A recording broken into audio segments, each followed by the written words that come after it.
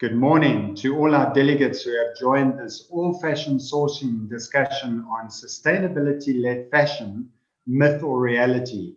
It gives me great pleasure to welcome our panelists for today, Tambarai Charumi, Yasmin Bosch, and Helen Gibbs. We are delighted to have such an amazing panel. Thank you so much for joining us today. I would also like to give a warm welcome to Cyril Naicker, our host for today. Cyril is the Chief Executive Officer of Imprint Luxury. He's a sought-after fashion consultant, a mentor, and an influencer in the South African fashion space, and has spent the last 20 years working in almost every aspect of the fashion industry. He's got an exceptional reputation. He's an ethical guy, and he's one of the trailblazers leading the sustainable fashion movement in South Africa.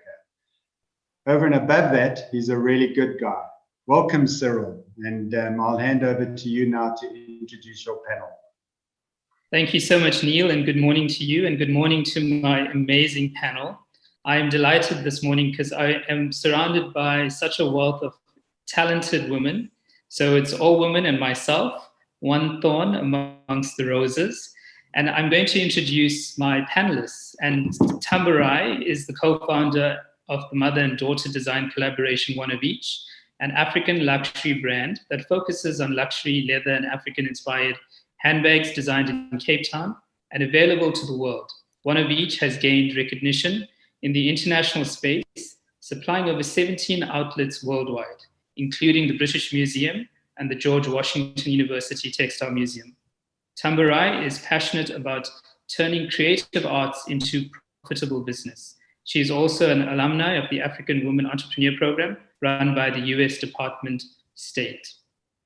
Also, Tambarai is part of Fashion Revolution South Africa. Welcome, Tambarai. Then I'm also very excited to be joined by Helen Gibbs. Helen is an ethical producer of sustainable natural fiber clothing, textiles, and ceramics. Helen Mellon aims to educate and enhance lives by supplying relevant products to a conscious consumer. With a strong history of local sourcing and production, all product is designed and manufactured in Woodstock, Cape Town by South African women. Driven by Helen's studies and passion for architecture, Helen Mellon makes use of clean lines and voluminous ironing. With the key being easy living, Helen's uncluttered and modern take on a contemporary urban lifestyle invites the consumer to enjoy a sense of playfulness while still retaining the essence and the intrinsic qualities of natural product. The product range extends to statement one-off necklace, bracelets, backpacks, handbags, shoes, limited edition embroidery, art, and napery. Soon to be launched will be Helen Gibbs Ceramics, fashion, fellies, and men's clothing range. Helen Mellon collaborates on various projects and creates bespoke products and one-off pieces with a variety of high-end retailers and gallery shops. Helen, it's such a privilege to have you as part of our panel today. And certainly, definitely, by no means last, we are also joined by Yasmin. And Yasmin has enhanced by the fashion magical appeal since she was a little girl. She was born into a world of tailoring and dressmaking since the dining room table was frequently used as a cutting table. Fashion design would be the most natural choice, which she pursued. After decades, her compass changed somewhat, moving towards textiles, and she built the business in the support of fashion designers. And she was honored to be awarded the Textile Business of the Year in South Africa in 2020 from the Prestige Awards in UK. She is passionate about offering the local clothing textile choice sustainable options in terms of luxury, organic, recycled fabrics at affordable prices. She is subsequently on the treasure hunt for several times a year pre-lockdown to explore options as mentioned. And she always finds treasures in terms of what she's looking for. Since fashion is her first love, she is grateful for the opportunity to launch a wearable art collection with luxury textiles. She's building a team that plans to revive and restore the art of fashion, tailoring, and dressmaking in Cape Town holistically. Basically, she was gifted with this joy of design from her grandparents, and she hopes to nurture this and inspire the youth simultaneously. So you can see that this morning we are joined by really incredible women. Now, when this topic came to me, it was a very interesting topic, and I'm sure that my panelists are going to agree. Sustainability-led fashion, myth or reality? Very, very deep.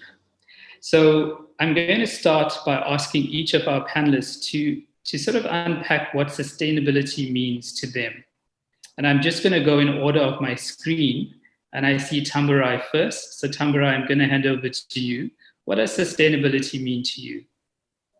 Hi, thank you so much for having me here today. And it definitely is such an interesting topic. And if I think of the work that we do and sustainability as a topic, the first thing that comes to mind is investing thought in what you do. So basically within that, it involves the how, the what, and how it's done, So I think within our space, the most important aspect, more than the product itself, has been how we do things and the people behind, what's being done. And I think especially in the world that we live in today, having that little bit of extra consciousness and putting the time to think carefully of how you're doing it is really, really important. So I think just to simplify it, that's how I would define what sustainability means to myself as well as our organization. That's brilliant. Helen, over to you. What does sustainability mean to you? So, good morning, everybody, and thank you for having me on this panel. I'd like to second Tamburai on exactly what she said. Another aspect that I'd like to embark on is one that's very important to me, and that is the lifespan of the product. So anything that's not over-designed, so that I'm not dictating my style or taste onto my customer. I'd like, my product to have a pretty blank canvas so that you can decorate it, dress it up, dress it down accordingly. And, when you design, with that in mind, you land up having a product that has a longer lifespan. So a lifespan in a product is a very good base for me to, to view sustainability. That's brilliant. Yasmin, over to you. What does sustainability mean to you? Good morning. Thank you for having me this morning on this panel. I'm so honored. I love both comments that were made earlier, and I think I would like to add that, my first primary focus is always the fabric as well. So obviously using fabric that has sustainability in it, which would have, the luxurious elements that silk does have. And I think with sustainability, when I think about it, it obviously needs to have an economic viability. So if we're looking at fashion in South Africa, how sustainable is it to run a fashion brand? And can you ensure something, a brand that has a differentiating factor and has an appeal in our local market and internationally? And I think the only way you can do that is when you're using beautiful textiles, which have an international appeal, and you're using, the finish and the manufacturing is premium. And I think that's going to come on to the next question that you're going to have later, which is about non-negotiability. But the idea for me around sustainability would be economic viability as a brand. I think that that's often, it's such a difficult conversation to have, but I do think it's important because I have a lot of small businesses coming to me, because we offer consultation and support for small businesses. And we often find that that's so important, is that they understand, how can they make this brand or product sustainable economically. Thank you. We obviously have a few points that we're going to talk about, but I think it's so important to really address the women that I'm speaking to this morning in this panel, is that each one has been inspired by their upbringing. Each one has got a phenomenal story, but each one in their own right is a powerful powerhouse in the sense that each one owns a successful business. And I think if we talk about sustainability, and what it means in terms of product. We understand that. But also there's the part of running a successful and sustainable business. So, while we're talking about myth or reality, I also want to focus that we are living in South Africa. We're living in Cape Town. We're living in a time where globally there's political unrest.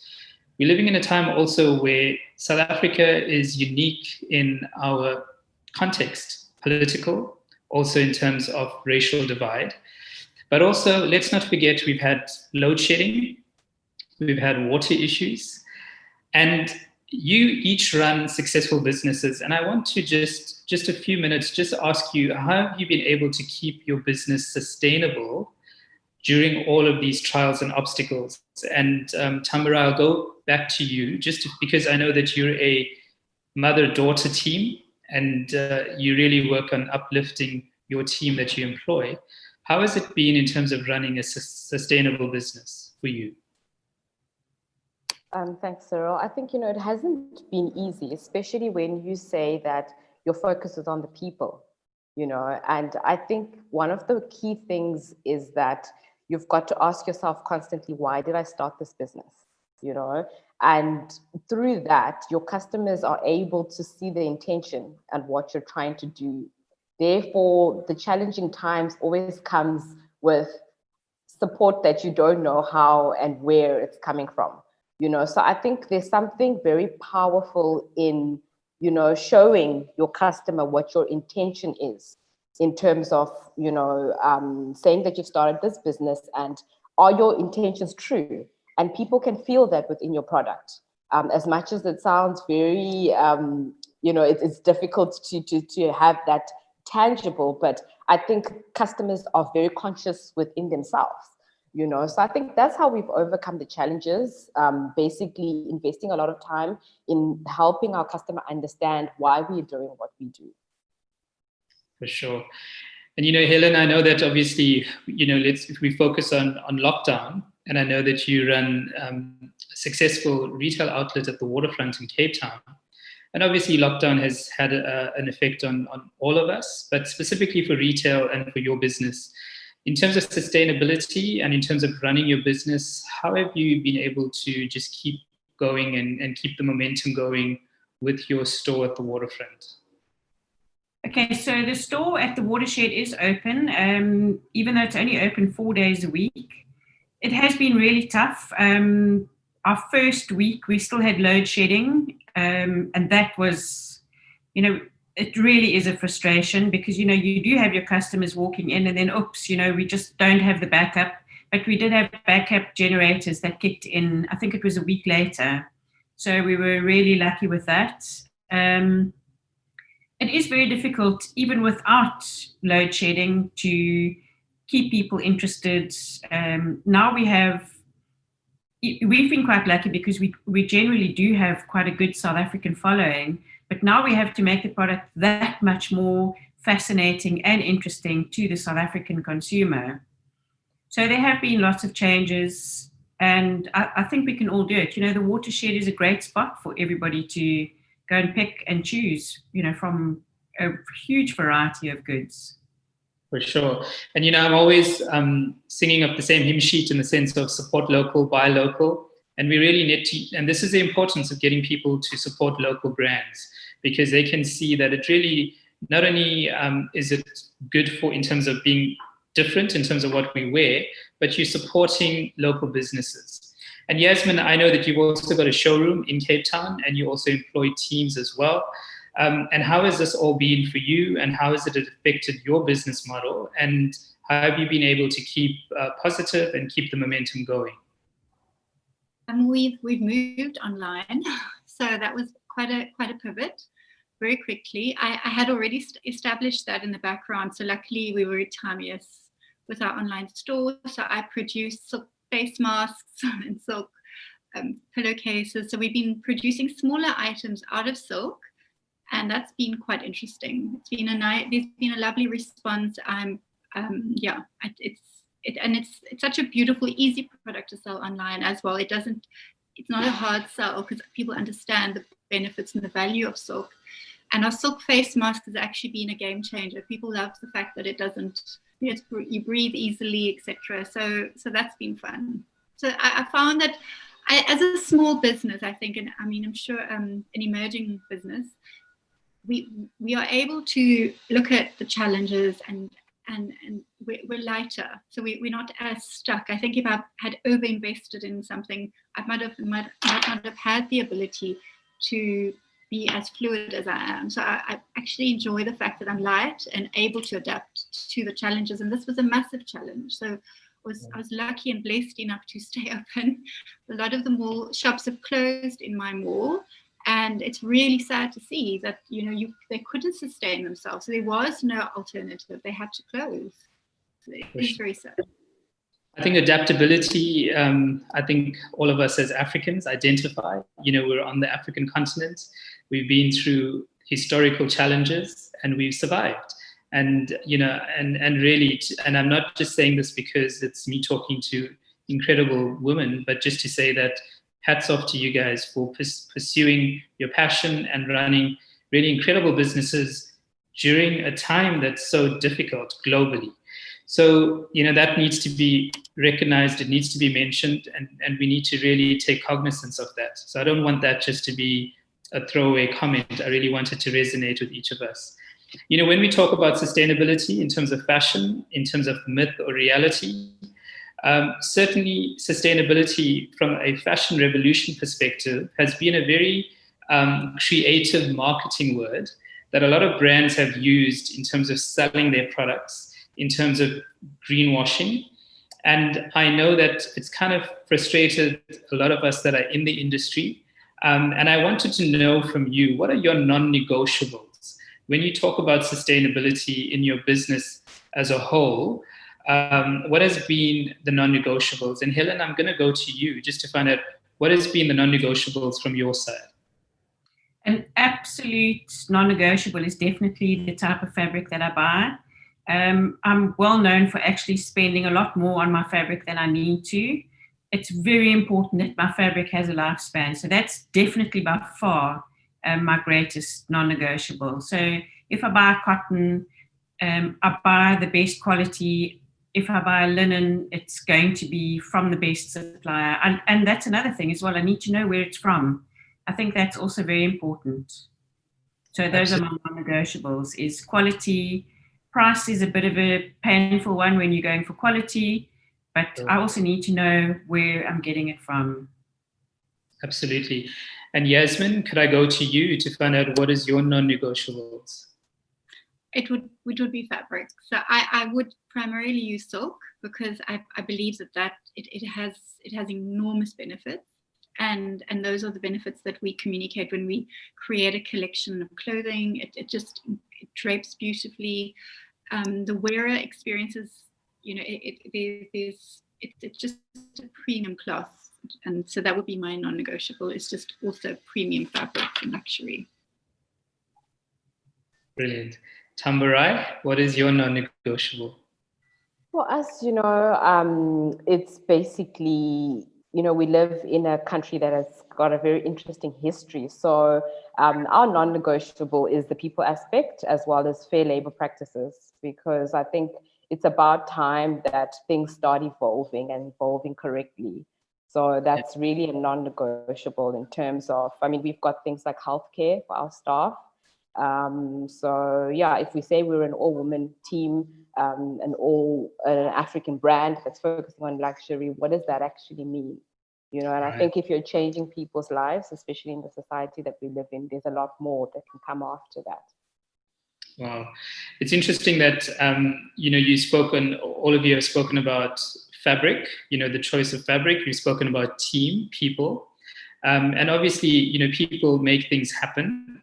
And I know in terms of fabric, we obviously on the African continent, we have issues in terms of import duties on the fabrics that we have.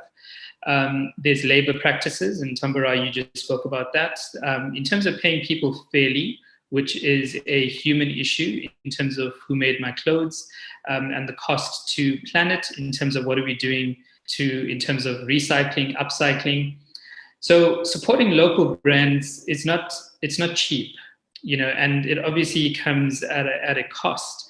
And oftentimes, the thing that I often hear, whether it's hosting a panel, whether we're doing a discussion, and I'm sure you hear it yourself, being on the front line of having local businesses, is people often say that the cost of local is so expensive.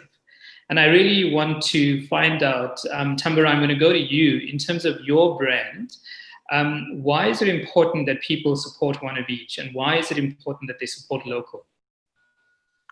Okay, so I think how I would view it is that, if you're opening your mind a little bit more and you're not just saying support local, I think it's important to say support Africa, in a sense where we've allowed, international brands that are overseas to become really huge and big. And as an African continent, we can do the same. Especially if I, go back to what I was saying, that it's not just the history of this country, but the history of this continent. I think it's time that we start preserving wealth within our own continent. And that is why I feel that it's important for me to, buy from, for instance, my neighbor, Helen Mellon, or a brand, to choose between a local brand and something that's manufactured in a different country, but yet local brands are actually good quality, So why would I not spend that extra 1,000 Rand on a piece that is going to support a local enterprise, especially during this time of COVID and, difficult situations? For sure. I want to relay a story that comes to mind. I remember sitting in a discussion with lecturers at a local fashion campus, and they were telling me the story that there was a competition that was run on the campus, and the student was going to win X amount of money as the prize, and they had to design something, and then there was a cash prize that was rewarded. So when the competition ran through, the winner was announced, the cash prize was given to the winner. The lecturers asked the winner, and this is a final year fashion student, what are you going to buy with your money? And she responded that she was going to buy a pair of Gucci flip-flops. And they were like, a pair of Gucci flip-flops? Wow, like that's interesting. Wouldn't you take your money and maybe buy a whole lot of local products, and you could probably get a lot more as opposed to just one pair of flip-flops? And then she kind of seemed a little bit puzzled by that question, and she was, she's quite happy with the Gucci flip-flops. And, they relayed this message, and we were talking about it, and I said, it's interesting how we place value on made in Italy, made in the USA, made in other countries. And yet, when we say made in South Africa, made in Cape Town, made local, it's always seemed to be lesser than. And Helen, I know that this is also something that we've spoken about many times before, and I want to hear from you in terms of what are your thoughts about, supporting local, and why should people pop into the waterfront and support Helen Mellon? Supporting local has always been a very important part for me. My business has definitely got its grounding on being supported by locals, because we started off very local. We cut our teeth into a business called Loads of Linen at that stage. So our sales were 100% local, and we did incredibly well with everybody. Talking about sustainability, to just throw in a cheeky comment, someone phoned the other day and said, we bought a duvet cover from you 24 years ago and it's still going. That's a really good compliment for you. So I said, okay, well, we are looking at launching bed linen again. But buying South African product, I think, is very important. Unfortunately, brand South Africa has a bit more of a tarnished reputation globally, but Made in Cape Town's got a fabulous reputation. And then when you go smaller into the different suburbs, like Made in Woodstock or Made in Observatory, those smaller little suburbs, they've got quite a bit of punch, particularly Made in Woodstock. Selling product at the watershed, at the waterfront, has got a great punch to it. We've got a fabulous South African following, our international following. They come in and they say they cannot believe how fresh all of our product is. People actually come into my shop sometimes and they say, are you sure your product's made in Cape Town? I'm like, 100%, it all goes through my own hands, So we're strong. All of us. I'm not talking about myself only. Yes, for sure. And I think, on the African continent, we talk about the continent holistically. Sindisa Khumalo, Tebo Magugu has been doing phenomenal things, Rich Manisi, and we've been able to sort of really see what African fashion looks like. And while that's been great for marketing and PR, each of you have been doing this for years, and you've been telling your story. And I think one of the interesting things that's so important is also the narrative. I mean, you were talking about Made in Cape Town, Made in Woodstock. I think pre-COVID, we knew that the narrative was important, but certainly post-COVID, I think if ever there was a time that designers need to be telling their stories, telling the stories of how they started, telling the stories of the people that make their clothing, it is now. Because it's not just a marketing selling tool, it is actually important. People need to know the journey of the clothing, they need to know where it's coming from. And I think we're also at a time where people want transparency. So, it's really, really amazing and it's important. Yasmin, and I want to know from you, in terms of supporting local, why is it important to your brand and why is it important to your business? So I've got a few areas that we work with, which is art. So we actually digitally print art onto cashmere, wool, fine wool, and silk. And then we manufacture hand-rolled hemp scarves, and like we're so blessed to be at this we're commissioned to make William Kendridge's scarves at the Zuidsmarke, which drew a massive, that is completely local, and it was really exciting. And then I have another local artist, and she does incredibly well with our fine wool digitally printed scarves, and she, it's locally sold, it's not on an international platform. She sells them in Constantia in a mall, and she sold out during the past 3 months. So it's quite interesting that, if we do use a story like art and we create, we can create beauty with it. We can print on silk and cashmere and wool, and it's so it has such a resonance, and it's easy. Once you feel the cashmere, you feel the fine wool, it feels like butter in your hands. The silk satin and silk twill obviously has a different resonance. So I think I love the idea of telling a story as well, and telling a story with art, and also the story of who's created it or where it's coming from. All of those elements are make the product strong and make it easy to sell locally, and make it something to be proud of. So, and the other part of it is slow fashion. I think that I think the way we'll really empower the South African or the Cape Townian market is by creating slow fashion versus high fashion, which is what the big brands are doing, and we can't compete with high fashion. So slow fashion would be where you incorporate art, you incorporate handwork, and you incorporate the things I think that we're so well known for. I mean, I come from a dressmaking, tailoring background. That is a passion. So I would always go back to, doing it the old way, like incorporating that story of from the past of how it was done and what have you, not trying to speed it up. I think doing it really slowly and beautifully. So yeah, that would be my contribution. For sure. I think it's interesting that, we're talking to business owners here that have been, for a large extent, been doing things the right way, through trial and error, through a lot of hard work, through a lot of sweat, and I'm sure tears as well. And yet here you are, running successful businesses at a time when there's been so many challenges. And oftentimes, in these discussions, I often sit back and I think, wow, isn't it incredible that it's small business owners that tend to tick every box on sustainability, on people, the planet. And, we've obviously had, I guess, like globally, we've had foreign imports into the country, and we've had, that's affected local businesses for sure, because we cannot compete with fast fashion. And we've had other major retailers, sort of the giants locally, that support the fast fashion cycle. And I know that sustainability, again, is used as a marketing ploy, to get people to come in and support the fast fashion chains. And oftentimes I've kind of seen it in a sense that's been used as greenwashing.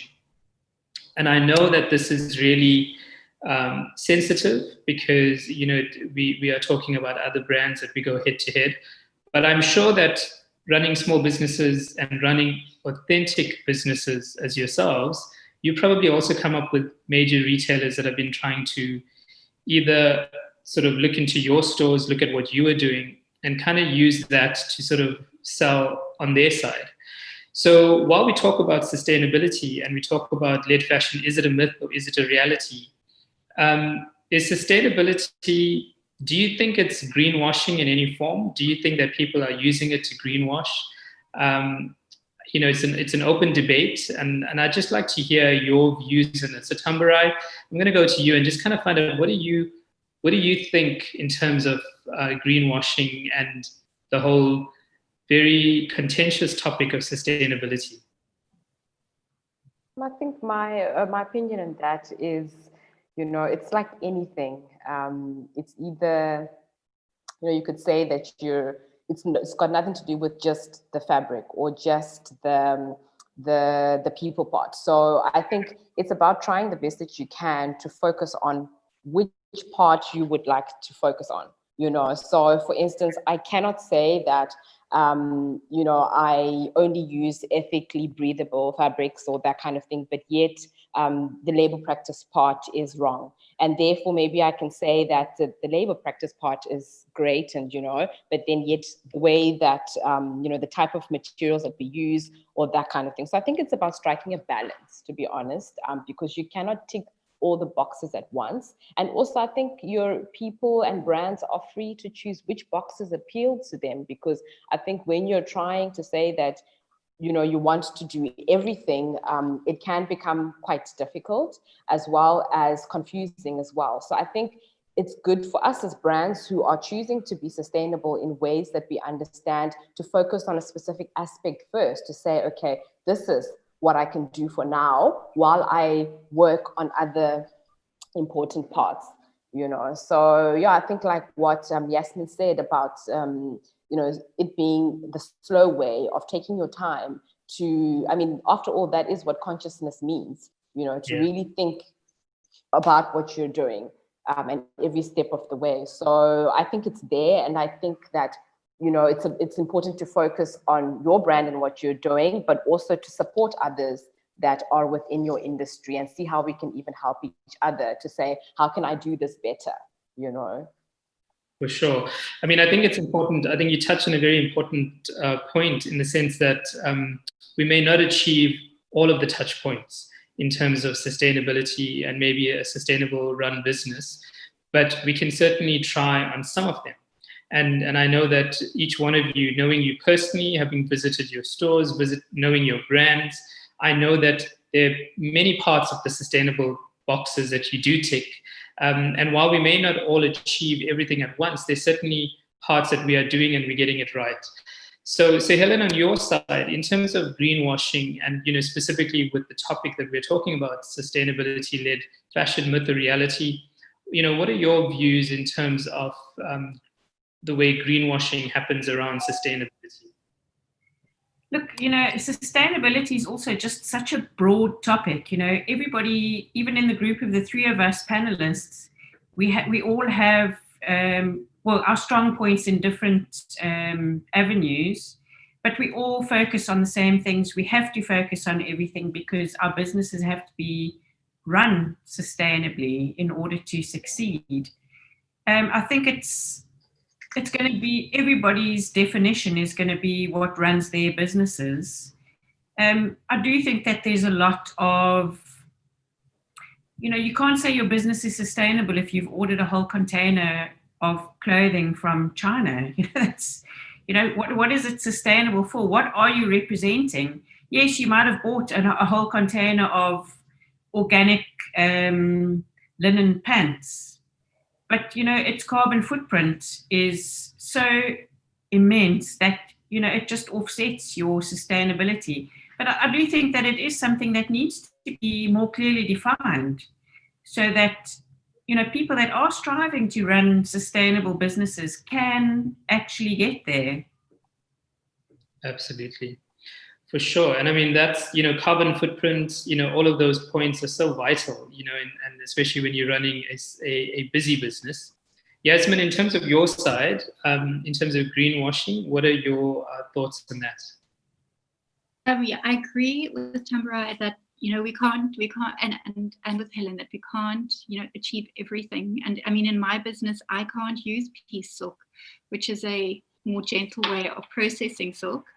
Because it's just the cost of that is so much higher and the quality is a bit inferior. It is something that appeals to me greatly, looking at recycled fabric, etc., and natural dyeing, but it's not viable financially to run a business completely like that. And I do believe that sustainability is something that everybody's talking about in order to, have a positive image. And I think it needs to, as Helen said, be more clearly defined, because there could be an economic, the sustainable part around fashion is, is it an economic sustainability or an environmental sustainability? Which one are they talking about? And then they're just using the word generally to, produce a positive image that people will support them. So I'm often very honest and say, this is what I can offer as a business. I do offer a fabric that is biodegradable completely, but it isn't farmed, as I wish it would be, because it is expensive, to farm piece silk. Sure. And I think silk in itself, and that, fabric in all their beautiful structures and diversities all come with its own sort of set of rules and difficulties, so I think that's quite interesting to hear. Obviously, this topic is broad. We knew it from the time we started, but I wanted to find out from you, and I'm going to phrase it differently because obviously I want to bring it to the point of, is sustainability-led fashion a myth or reality for you? But I'm going to pose it to you with your brand. So Tambara, I'm going to say to you, one of each. Is it a sustainable-led fashion? Is it a myth or is it a reality? Okay, so I would say that it's a work in progress. I think it goes back to the very first question of what does sustainability mean to you? And we're constantly having to ask ourselves questions of how can we do better? So I would say it's a work in progress. Fantastic. Very honest response. Yasmin, for the love of silk, which is your brand, is that a sustainable-led fashion? Is it a myth or is it a reality? It's an aspiration as well.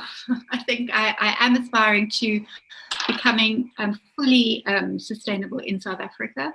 The only way I could do that is if I was producing silk in South Africa, which I'm not, but we are producing a clothing range, a fashion range, and a sleepwear range in South Africa. And I think that would be my part of it, and offering, employment that way and telling a beautiful story about Cape Town with what we have to offer.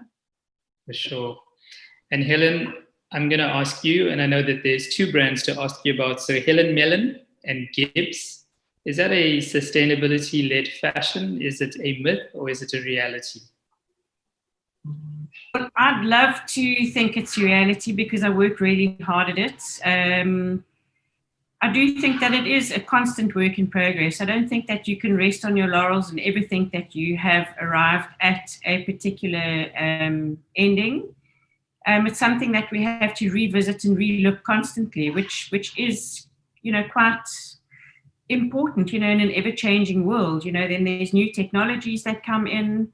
I do think that the industry itself, because of all the mills that have closed locally, I do think the wheel turns. They will start coming back. I think a lot of them that did close also started falling behind on technology. So the wheel turns, and so do we, and so do our businesses. And I think that, just a gentle approach to everything and people knowing that you are upfront and honest about what you do, I think that's really important. Absolutely. And I think, firstly, thank you for your time, all of you, and thank you for the invaluable insights. And I think one of the things that always really strikes me when we talk in a forum like this is just really the vulnerability and the honesty that comes from each person in terms of, how you run your business, what you put towards your business. And it really sort of informs and it educates us as the consumer, people that are interested in sustainability. And there's, Maya Angelou said, when you know better, you do better. And I think maybe a lot of people don't know about sustainability. A lot of people don't know about the importance of supporting local brands. A lot of people don't also know why it's important in this day and age to really support local. We would think that, we've really evolved quite far, but it seems that we really don't sometimes grasp that sort of undertaking as to why should we support local businesses. And I really want to sort of ask you, while we talk about myth, the reality, and the important thing is also legacy. And each of you are running a business that in time would also be a legacy where the story will be told about the love of silk, and the story will be told about one of each, and the story will be told about Helen Mellon. And I wanted to sort of, as a take home for our listeners today, just to find out from yourself, what is the one takeaway that you'd like people to know? If you had to say the legacy of the love of silk is, so Yasmin, what would you say would be your parting words for our panel today? I think I need a minute. I had to, that I'm not prepared for, but yeah, I mean, it would be elusive elegance and a luxury brand, born out of art. For sure, that's beautiful. And Tambarai, for yourself, I mean, and it's interesting because you're in a family business, you're in a women's team. And it's when you talk about legacy, there's so much there. So what would you say the legacy of one of each would be?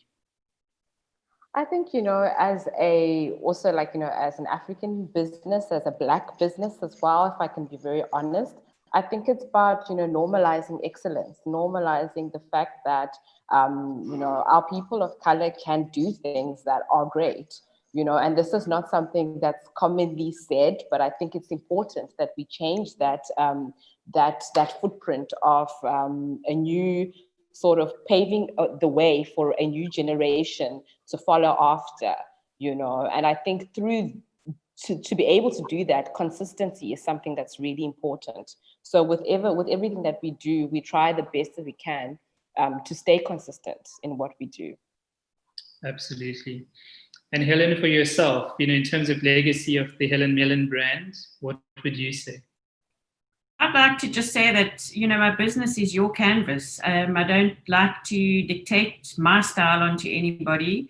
So what we design is really sort of open-based. You can dress up, dress down, and comfort. Very important to me. Absolutely. When this topic came across and I was thinking about the panelists and I was thinking, who would I ask to join this discussion? And it's a difficult discussion. It's not easy. And, there may be many things that we haven't really sort of answered today because it's so broad, but it would be nice to extend the conversation. And I really would encourage people that are listening to this discussion, to consumers, to really sort of seek out and look out for the love of silk, to look out for one of each, to look out for Helen Mellon, support local brands, go and visit them at their stores, get to know them. And you've heard it here today. You've heard it for yourself, why it is important to support sustainable businesses. You've heard about, is sustainability-led fashion, is it a myth or is it a reality? It is a contentious one, the word sustainability. We've tried to sort of drill down a little bit. We tried to answer some of the questions, but it really is up to you as a consumer. It is for you to engage. It is for you to do your homework, to you to get to know who these women are, to get to research them and really support their brands. That is really what, for me, coming up with the panelists, I had to think about who are women in business that are doing phenomenal things and against all odds are really just pushing through the grain and really doing phenomenal things and basically swimming upstream. So to Yasmin, to Tambarai, and to Helen, thank you so much. A huge privilege to talk to you today, a huge privilege to lean in and to hear your wisdom. And thank you for the beautiful products that you put onto our planet. And then on behalf of All Fashion Sourcing, I would like to thank you for taking the time to listening to us this morning. And thank you for your valuable contribution, All Fashion Sourcing. I think it's through your team we learn a lot. We're empowered, and we learn the vital importance of supporting local businesses like the woman that I've been speaking to this morning. So thank you, and have a great day. Bye. Thank you, everybody. Thank you so much. Thank you.